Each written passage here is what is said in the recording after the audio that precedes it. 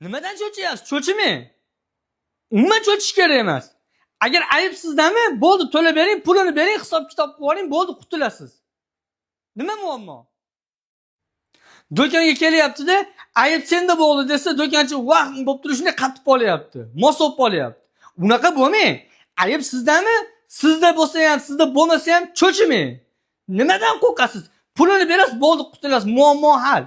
Agar ayb sizda bo'lmaydigan bo'lsa, dehqonga ham, fermerga ham shunday dokazat qilib hamma yo'lni keltirib, ignasidan, ipidan ignasiga shunday keltirib bering, dokazat qilib programmalashtirib bering, aybni bo'yniga qo'yib bering, bo'ldi.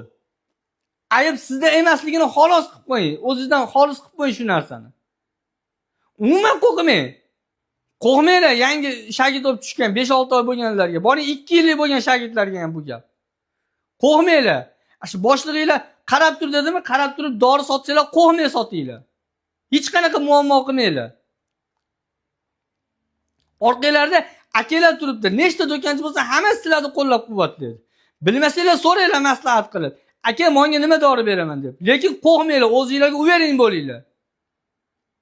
Fermer ham, dehqon ham sizlarni yevormaydi yangi shagird deb turib.